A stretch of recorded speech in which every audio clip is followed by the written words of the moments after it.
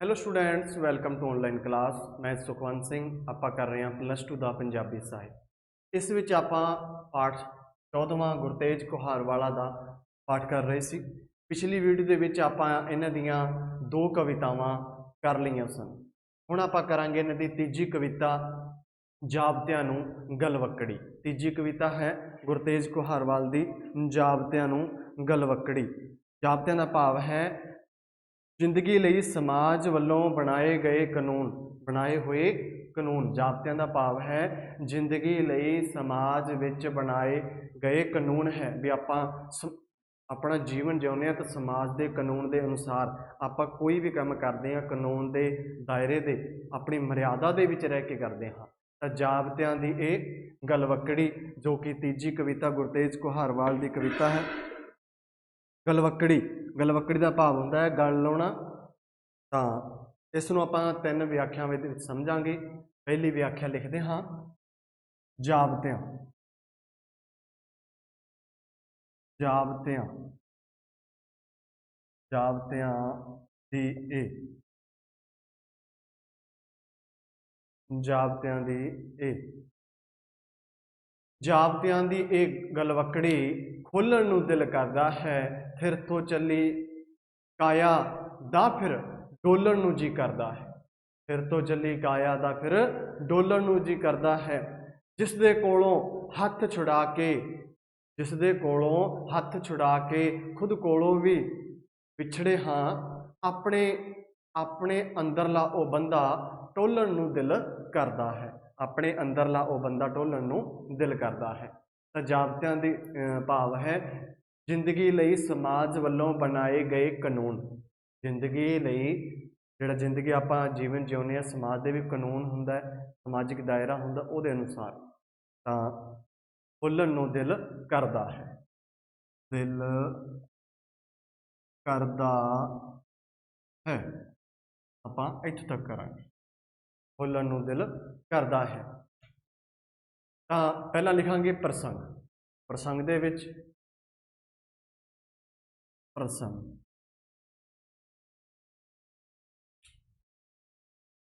ਇਹ ਕਾਵ ਟੋਟਾ, ਇਹ ਕਾਵ ਟੋਟਾ ਪੰਜਾਬੀ ਦੀ ਪਾਠ ਪੁਸਤਕ ਸਾਹਿਤ, ਪੰਜਾਬੀ ਦੀ ਪਾਠ ਪੁਸਤਕ ਪੰਜਾਬੀ ਕਾਵਿਧਾਰਾ, ਪੰਜਾਬੀ ਲਿਖਾਂਗੇ ਪੰਜਾਬੀ ਕਾਵਿਧਾਰਾ ਭਾਗ ਦੂਜਾ। ਪੰਜਾਬੀ ਦੀ ਪਾਠ ਪੁਸਤਕ ਪੰਜਾਬੀ ਕਾਵਿਧਾਰਾ ਭਾਗ ਦੂਜਾ। ਕਾਵ ਸੰਗ੍ਰਹਿ ਧਾਰਾ ਗਹਿਰੇ ਪੁੱਠੇ ਕਾਮੇ, ਜਿਹਨੂੰ ਆਪਾਂ ਅੰਗਰੇਜ਼ੀ ਸਿੰਗਲ ਇਨਵਾਈਟਡ ਕੋਮਾ ਕਹਿ ਦਿੰਦੇ ਹਾਂ। ਕਾਵ ਧਾਰਾ, ਕਾਵ ਸੰਗ੍ਰਹਿ, ਕਾਵ ਸੰਗ੍ਰਹਿ ਵਿੱਚ ਦਰਜ, ਵਿੱਚ ਦਰਜ ਗੁਰਤੇਜ ਕੁਹਾਰਵਾਲ, ਕੁਹਾਰਵਾਲਾ ਦੀ ਰਚਨਾ, ਰਚਨਾ ਕਿਹੜੀ ਹੈ? ਜਾਬਤਿਆਂ ਦੀ ਇਹ ਗਲਵੱਕੜੀ। ਜਾਬਤਿਆਂ ਦੀ ਇਹ ਗਲਵੱਕੜੀ, ਗਲਵੱਕੜੀ, ਜਾਬਤਿਆਂ ਦੀ ਇਹ ਗਲਵੱਕੜੀ ਵਿੱਚੋਂ ਲਿਆ ਗਿਆ ਹੈ, ਲਿਆ ਗਿਆ ਹੈ। ਇਸ ਰਚਨਾ ਵਿੱਚ ਜਾਂ ਇਹਨਾਂ ਸਤਰਾਂ ਦੇ ਵਿੱਚ, ਇਸ ਕਵਿਤਾ ਦੇ ਵਿੱਚ ਕਹਿ ਸਕਦੇ ਹਾਂ ਆਪਾਂ, ਕਵੀ ਇਸ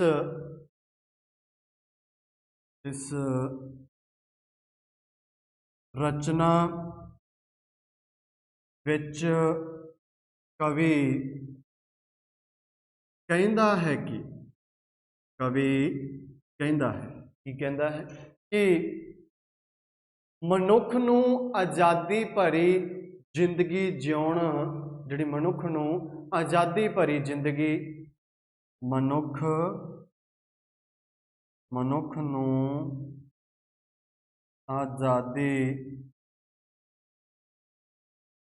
भरी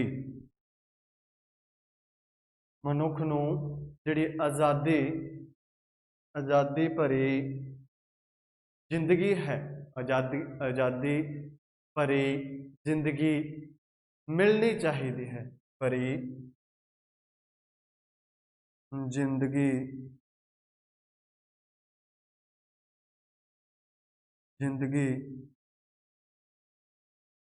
मिलनी चाहिए है। मनुख नूं जो जिंदगी मिली है वो आज़ादी भरी मिलनी चाहिए। वो आज़ाद माहौल विच रहना चाहता है। कौन? मनुख। वो आज़ाद माहौल किस तरह का होवे? आज़ाद। तां वो आज़ाद माहौल विच रहना चाहता है। कौन? मनुख। प्रसंग सी अपना एक काव टोटा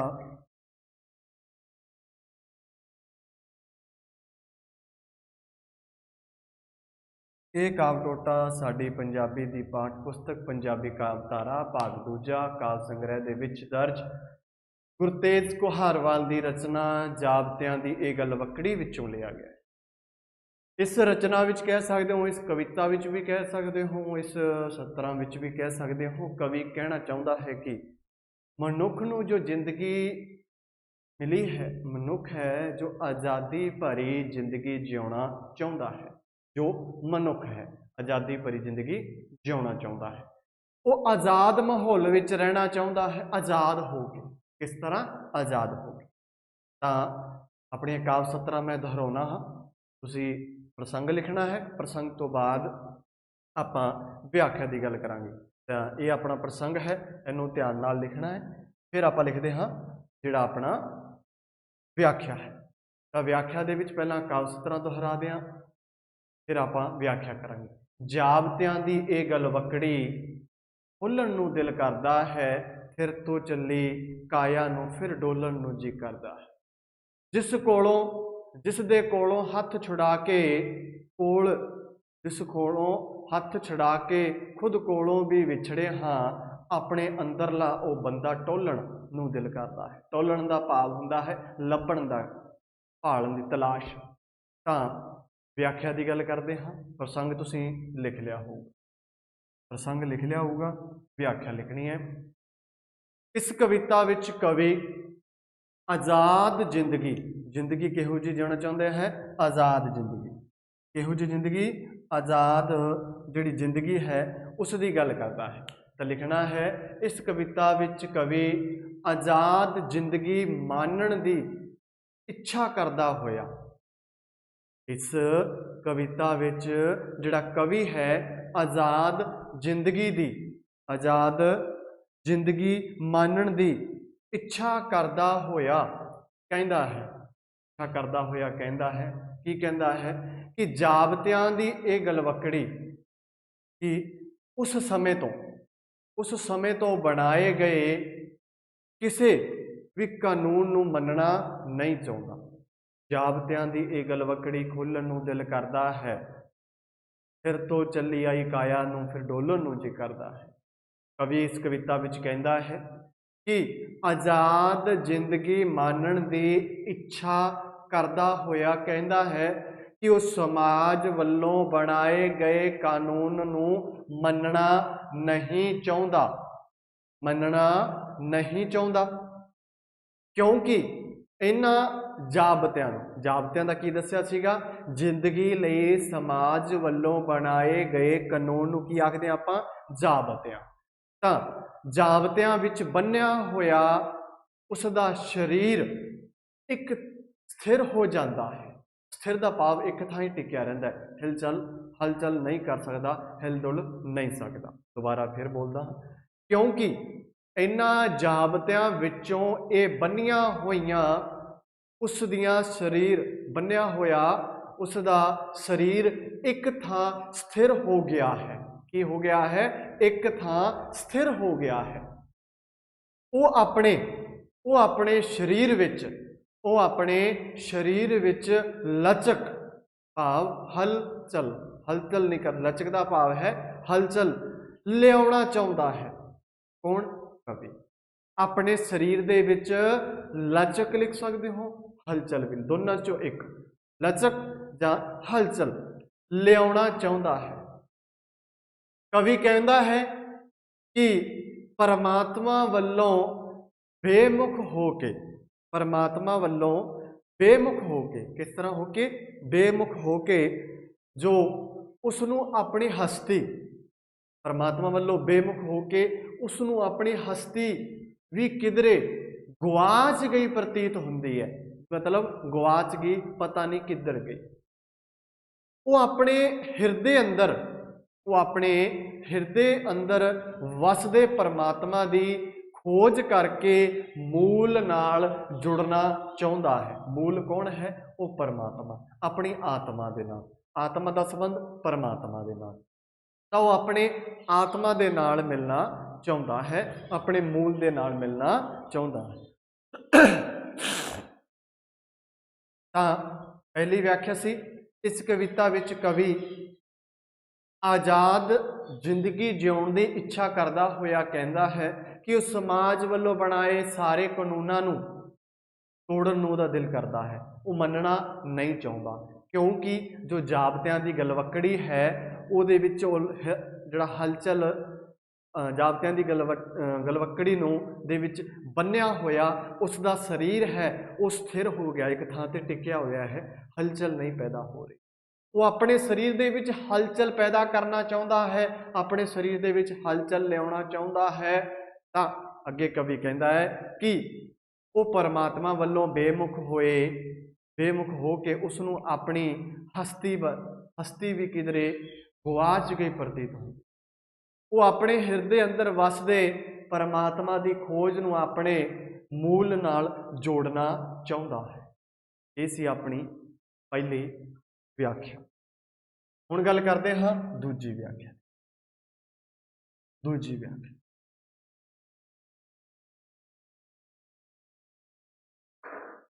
ਦੂਜੀ ਵਿਆਖਿਆ ਹੈ ਆਪਣੀ ਰੋਟੀ ਰਿਜ਼ਾ।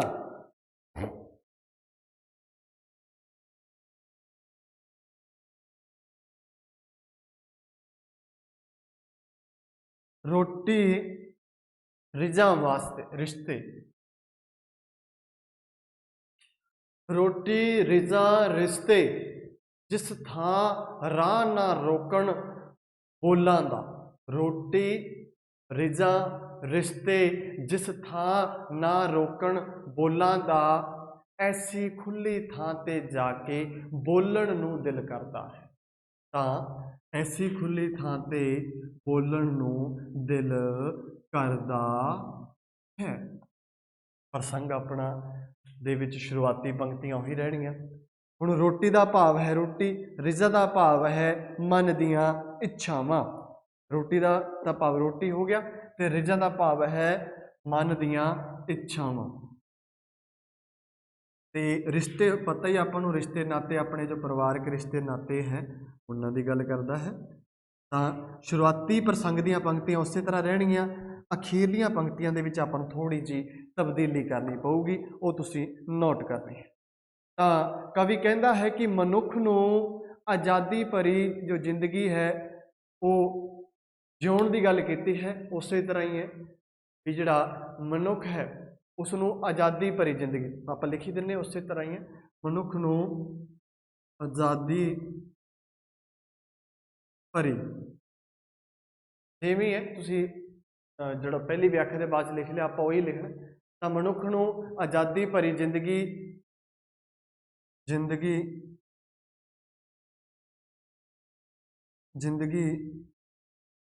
ਮਿਲੀ ਹੈ। ਆਜ਼ਾਦੀ ਭਰੀ ਜ਼ਿੰਦਗੀ ਉਹ ਮੰਨਣੀ ਚਾਹੁੰਦਾ ਹੈ, ਮਿਲੀ ਹੈ, ਤੇ ਉਹ ਆਜ਼ਾਦ ਮਾਹੌਲ ਵਿੱਚ ਰਹਿਣਾ ਚਾਹੁੰਦਾ ਹੈ। ਤਾਂ ਇਹ ਹੁਣ ਗੱਲ ਕਰਦੇ ਹਾਂ ਇਸ ਦੀ ਵਿਆਖਿਆ।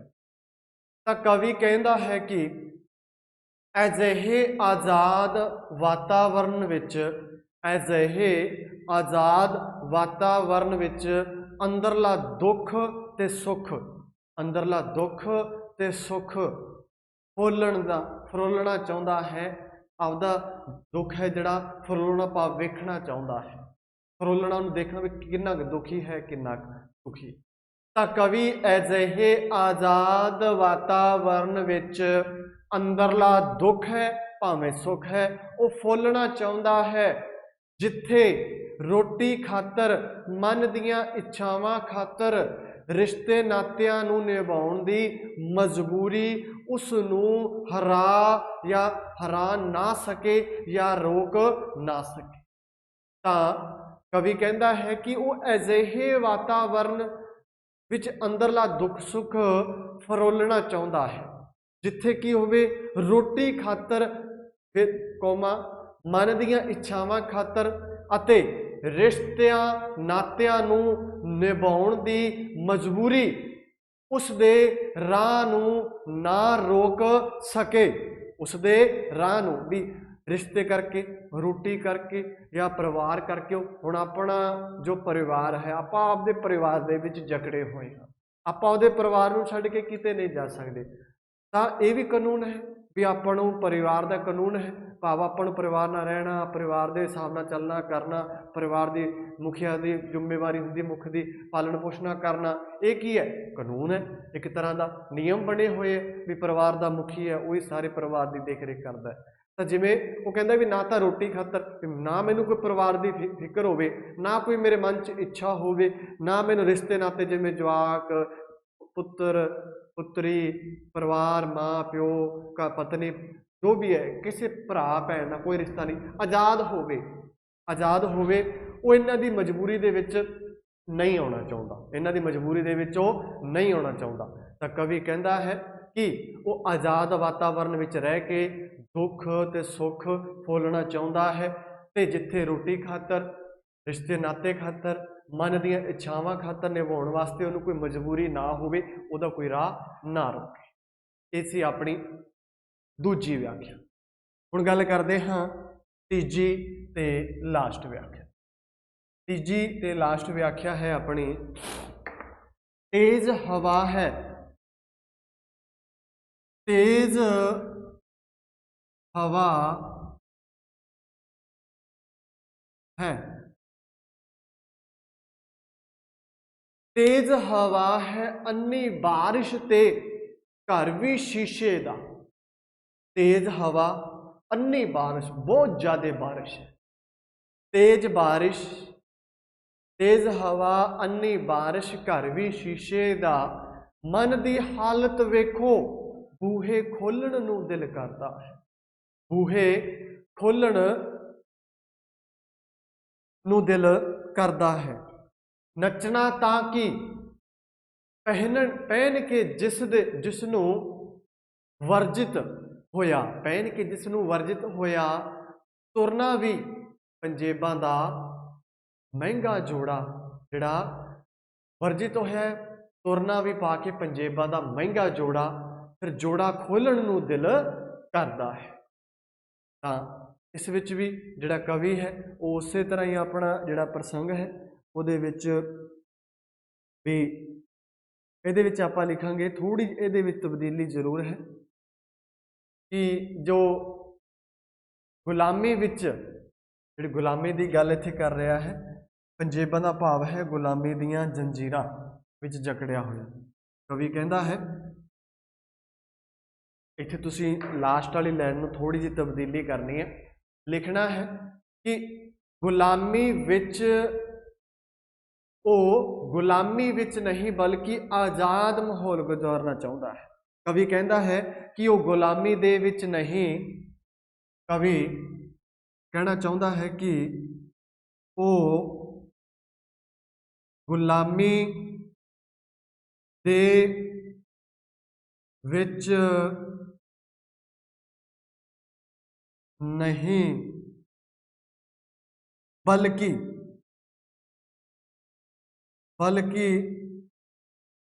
आज़ादी दे विच, किस विच, बल्कि आज़ाद माहौल विच जिंदगी गुजारना चाहता है, बल्कि आज़ाद माहौल विच जिंदगी गुजारना चाहता है। वो गुलामी दे विच नहीं, वो गुलामी दे विच नहीं बल्कि जिहड़ी आज़ादी दे विच, किस विच, आज़ादी दी, आज़ाद माहौल विच जिंदगी गुजारना चाहता है। प्रसंग दे विच लास्ट दे विच ऐड करना, शुरुआती पंक्तियां अपनियां उस तरह ही रहणगियां। तां गल करते हाँ व्याख्या। कवि कहता है कि मनुख की जिंदगी विच, मनुख की जिंदगी दे विच लुट घसुट, हनेरगर्दी ते अन्याय बहुत ही वध चुकिया है। जिहड़ा अन्याय है हुण इत्थे तेज हवा, बारिश, अन्नी बारिश ते घर भी शीशे का उदाहरण, मतलब वो गल का उस तरह क्या है, आपां नूं उहदा उस तेज हवा का भाव इत्थे आपां नूं की है, जिहड़ा हालात है, जिहड़ी लुट घसुट है, अत्याचार है, अन्याय है, ये बहुत वध चुकिया है। भी मीह बहुत ज़्यादा पै जे, अन्ना मीह पै जे तो कोई फायदा है कि नुकसान है। तो उस तरह पर कवि के मन विच अजिहे हालातां विच, जिहड़े अजिहे हालातां विच भी दूसरिਆਂ दे काम आउणा चाहुंदा है। लुट घसुट हो रही है, हनेरगर्दी छाई हुई है, अन्याय हो रहा है, पर कवि फिर भी दूजिਆਂ दे काम आउणा चाहुंदा है। कवि अनुसार गुलामी दे जीवन मिली सुखां सहूलतां पंजेबां दे महंगे जोड़े दे वांग हैं। जिहड़ी गुलामी दे विच मिली सुख, जिन्हें सुखावां जिंदगी नूं आपां नूं सुखाला किया, सहूलतां मिलियां, वो किस तरह है भी जिवें महंगियां पंजेबां दा जोड़ा होंदा, उस तरह लगता है। इसलिए जिन्हां नूं पा के तुरना बहुत ही मुश्किल हो जाता है। जिहड़ियां हुण महंगियां कीमतियां पंजेबां पा के तुरना बहुत मुश्किल है। ये पंजेबां वो पैरां विच पाईयां बेड़ियां दे समान महसूस होंदियां हन। जंजीरां दे बेड़ियां, जिहड़े जंजीरां पाईयां जांदियां, बेड़ियां पाईयां जांदियां, उन्हां दे समान हन, जिवें समान महसूस होंदियां हन। इसलिए उन्हां दा दिल इन्हां पंजेबां नूं खोलण नूं करदा है। क्यों? क्योंकि उन्हां नूं पा के वो आज़ादी नाल तुर नहीं सकदे, बहुत महंगियां है, कीमतियां है। वो गुलामी दे जिंदगी दे विच महंगियां, जिहड़ी गुलामी दे जिंदगी विच मिलियां सहूलतां ते सुख सहूलतां मिलियां बहुत ही कीमतियां पंजेबां दे बराबर हैं, जो कि जिहड़ियां पाईयां पैरां दे विच बेड़ियां वांग महसूस होंदियां हन, जिन्हां नूं पा के आराम नाल तुरिया नहीं जा सकदा। इसलिए उसका दिल अजिहियां पंजेबां नूं लाण नूं दिल करता है भी जिसनूं पा के तुर ही नहीं सकते, भाव पंजेबां उतारन नूं दिल करता है। तो दोबारा फिर समझते हाँ, इस विच कवि कहता है कि जो जिंदगी दे विच लुट घसुट हो रही है, लुट घसुट हो रही है, हनेरगर्दी हो रही है, बहुत ही वध रहा है, पर कवि दे मन विच अजिहे हालातां नूं विच दूसरिਆਂ दे काम आउणा चाहुंदा है। कवि अनुसार जिहड़ा गुलामी जीवन दे विच जिहड़ी सुख सहूलतां पंजेबां महंगे गिणे मिले है, ये उसनूं सुख सहूलतां मिलियां हन, ये महंगे पंजेबां दे जोड़ियां दे वांग हन, जिसनूं पा के तुरना बहुत मुश्किल है।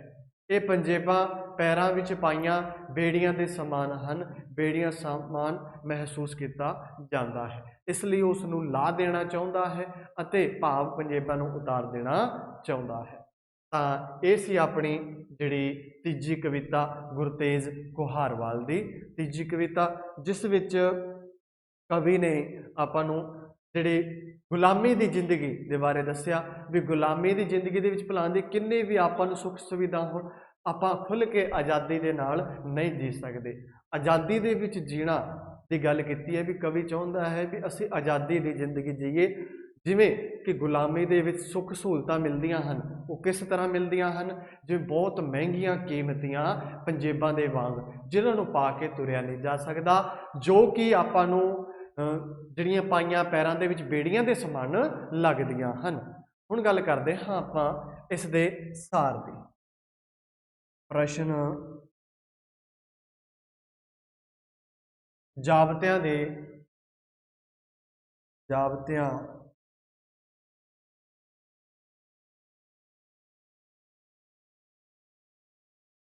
ਜਾਬਤਿਆਂ ਦੀ ਇਹ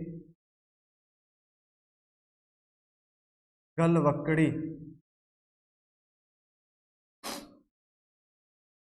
ਕਵਿਤਾ ਦਾ ਵਿਸ਼ਾ ਵਸਤੂ ਵੀ ਕਹਿ ਸਕਦੇ ਹਾਂ ਆਪਾਂ, ਸਾਰ ਦੀ ਵਿਸ਼ਾ ਵਸਤੂ ਆਪਣੇ ਸ਼ਬਦਾਂ ਵਿੱਚ ਲਿਖੋ। ਆਪਣੇ ਸ਼ਬਦਾਂ ਦੇ ਵਿੱਚ ਲਿਖਣਾ ਹੈ। ਇਹ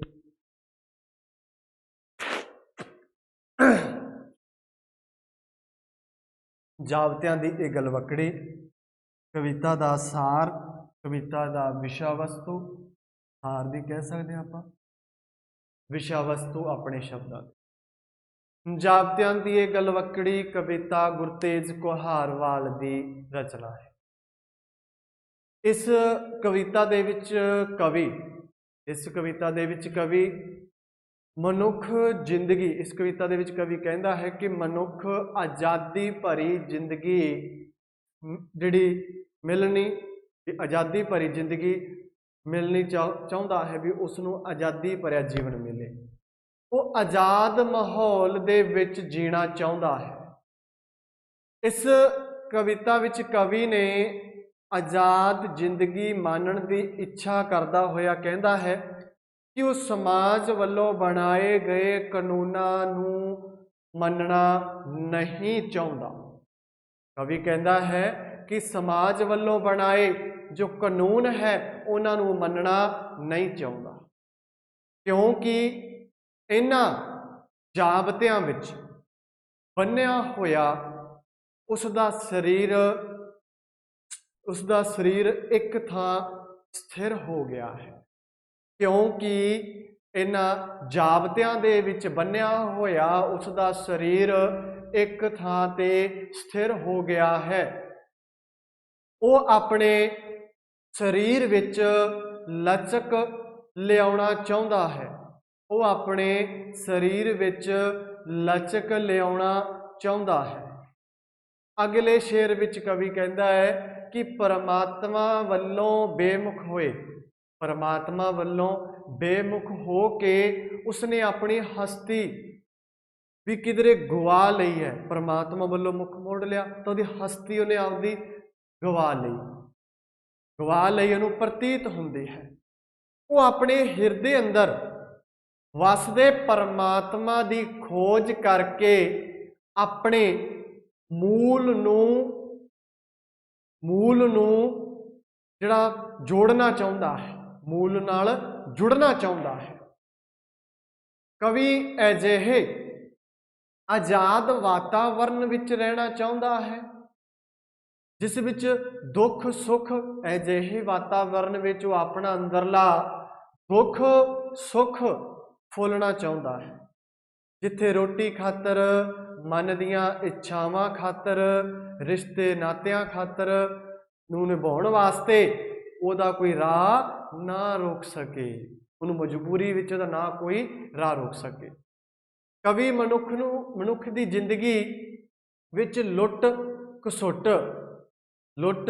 ਖਸੁੱਟ ਦੀ ਗੱਲ ਤੇ ਹਨੇਰਗਰਦੀ, ਅਨਿਆਏ, ਅਤਿਆਚਾਰ ਬਹੁਤ ਵੱਧ ਚੁੱਕਿਆ ਹੈ।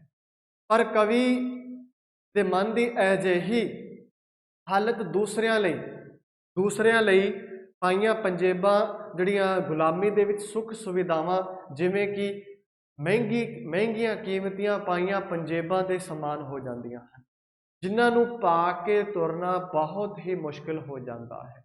ਤੇ ਉਹ ਮਹਿੰਗੇ ਜੋੜੇ ਜਿਨ੍ਹਾਂ ਨੂੰ ਪਾਏ ਇਸ ਤਰ੍ਹਾਂ ਲੱਗਦੇ ਹਨ ਕਿ ਜਿਵੇਂ ਪੈਰਾਂ ਦੇ ਵਿੱਚ ਬੇੜੀਆਂ ਪਾਈਆਂ ਹੋਣ। ਉਹ ਇਸ ਨੂੰ ਲਾ ਦੇਣਾ ਚਾਹੁੰਦਾ ਹੈ, ਇਹ ਪੰਜੇਬਾਂ ਨੂੰ ਖੋਲ੍ਹ ਦੇਣਾ ਚਾਹੁੰਦਾ ਹੈ, ਭਾਵ ਉਤਾਰ ਦੇਣਾ ਚਾਹੁੰਦਾ ਹੈ। ਕਵੀ ਦੀ ਮਨ ਦੀ ਇੱਛਾ ਹੈ ਕਿ ਉਹ ਆਜ਼ਾਦ ਭਰਿਆ ਆਪਣਾ ਜੀਵਨ ਦਾ ਜਿਹੜਾ ਮਾਹੌਲ ਹੈ, ਕਵੀ ਆਪਣੀ ਜ਼ਿੰਦਗੀ ਦਾ ਆਜ਼ਾਦ ਮਾਹੌਲ ਜੀਣਾ ਚਾਹੁੰਦਾ ਹੈ। ਇਹ ਸੀਗਾ ਇਹਦਾ ਸਾਰ। ਹੁਣ ਗੱਲ ਕਰਦੇ ਹਾਂ ਇਸ ਦੇ ਕੇਂਦਰੀ ਭਾਵ ਦੀ। ਅਗਲਾ ਪ੍ਰਸ਼ਨ ਹੈ, ਜਾਬਤਿਆਂ ਦੀ ਇਹ ਗਲਵੱਕੜੀ। ਅਗਲਾ ਪ੍ਰਸ਼ਨ ਹੈ, ਜਾਬਤਿਆਂ ਦੀ ਇਹ ਗਲਵੱਕੜੀ ਕਵਿਤਾ ਦਾ ਕੇਂਦਰੀ ਭਾਵ ਲਿਖੋ। ਕਵਿਤਾ ਦਾ ਕੇਂਦਰੀ ਭਾਵ ਲਿਖਣਾ ਹੈ। ਜਾਬਤਿਆਂ ਦੀ ਗਲਵੱਕੜੀ ਕਵਿਤਾ ਗੁਰਤੇਜ ਕੁਹਾਰਵਾਲ ਦੀ। ਇਸ ਵਿੱਚ ਕਵੀ ਗੁਲਾਮੀ ਵਿੱਚ ਕੋਈ ਵੀ ਵਿਅਕਤੀ ਆਪਣੀ ਖੁਸ਼ੀ ਜਾਂ ਸੁਖੀ ਜੀਵਨ ਨਹੀਂ ਬਤੀਤ ਕਰ ਸਕਦਾ। ਕੋਈ ਵੀ ਵਿਅਕਤੀ ਆਪਣਾ ਜਿਹੜਾ ਜੀਵਨ ਹੈ ਗੁਲਾਮੀ ਵਿੱਚ, ਜਦੋਂ ਆਪਾਂ ਗੁਲਾਮੀ ਦੇ ਵਿੱਚ ਜਕੜੇ ਹੁੰਦੇ ਹਾਂ ਤਾਂ ਆਪਣਾ ਜੀਵਨ ਕਦੇ ਵੀ ਸੁਖੀ ਆਪਾਂ ਬਤੀਤ ਜਾਂ ਜਿਉ ਨਹੀਂ ਸਕਦੇ। ਕਵਿਤਾ ਰਾਹੀਂ ਕਵੀ ਇਹ ਸੁਨੇਹਾ ਦੇਣਾ ਚਾਹੁੰਦਾ ਹੈ ਕਿ ਆਪਣੇ ਹੱਕ ਦੇ ਲਈ ਪੂਰੇ ਤਿਆਰ ਰਹੋ ਤੇ ਆਜ਼ਾਦ ਮਾਹੌਲ ਵਿੱਚ ਜ਼ਿੰਦਗੀ ਗੁਜ਼ਾਰੋ। ਆਪਣੇ ਹੱਕ ਲਈ ਤਿਆਰ ਰਹੋ, ਭਾਵ ਆਪਣੇ ਹੱਕ ਦੇ ਲਈ ਲੜਨ ਲਈ ਤਿਆਰ ਰਹੋ, ਕਿਸੇ ਦਾ ਹੱਕ ਨਾ ਖਾਓ। ਆਪਣੇ ਹੱਕ ਲਈ ਤਿਆਰ ਰਹੋ ਤੇ ਆਜ਼ਾਦ ਮਾਹੌਲ ਜਿਉਣਾ ਸ਼ੁਰੂ ਕਰੋ, ਆਜ਼ਾਦ ਮਾਹੌਲ ਗੁਜ਼ਾਰੋ, ਗੁਲਾਮੀ ਦੀ ਜ਼ਿੰਦਗੀ ਨਾ ਗੁਜ਼ਾਰੋ। ਗੁਲਾਮੀ ਦੀ ਜ਼ਿੰਦਗੀ ਪਾਈ ਸੋਨੇ ਦੀਆਂ ਮੰਨ ਲਓ ਕੀਮਤੀ ਬਹੁਤ ਪੰਜੇਬਾਂ ਦੇ ਸਮਾਨ ਹੈ, ਜਿਨ੍ਹਾਂ ਨੂੰ ਪਾ ਕੇ ਤੁਰਿਆ ਨਹੀਂ ਜਾ ਸਕਦਾ, ਜੋ ਕਿ ਪੈਰਾਂ ਦੇ ਵਿੱਚ ਪਾਈਆਂ ਬੇੜੀਆਂ ਦੇ ਸਮਾਨ ਹੈ। ਤਾਂ ਇਸ ਲਈ ਕਵੀ ਕਹਿੰਦਾ ਹੈ ਕਿ ਆਜ਼ਾਦੀ ਜਿਹੜੀ ਆਜ਼ਾਦ ਜ਼ਿੰਦਗੀ, ਆਜ਼ਾਦ ਮਾਹੌਲ ਵਿੱਚ ਜਿਓ, ਆਜ਼ਾਦ ਮਾਹੌਲ ਦੇ ਵਿੱਚ ਆਪਣੀ ਜ਼ਿੰਦਗੀ ਗੁਜ਼ਾਰੋ। ਤਾਂ ਇਹ ਸੀ ਆਪਣੀ ਜਿਹੜੀ ਗੁਰਤੇਜ ਕੁਹਾਰਵਾਲ ਦੀ ਤੀਜੀ ਕਵਿਤਾ ਜਾਬਤਿਆਂ ਦੀ ਇਹ ਗਲਵੱਕੜੀ। ਅਗਲੀ ਵੀਡੀਓ ਦੇ ਵਿੱਚ ਆਪਾਂ ਜਿਹੜੀ ਇਹਨਾਂ ਦੀ ਚੌਥੀ ਕਵਿਤਾ ਹੈ ਔੜ ਏਦਾਂ ਹੀ, ਉਸ ਤੇ ਚਰਚਾ ਕਰਾਂਗੇ। ਉਨੇ ਸਮੇਂ ਦੇ ਵਿੱਚ ਤੁਸੀਂ ਇਸ ਕਵਿਤਾ ਨੂੰ ਧਿਆਨ ਨਾਲ ਸੁਣਨਾ, ਸਮਝਣਾ, ਨੋਟ ਕਰਨਾ। ਧੰਨਵਾਦ।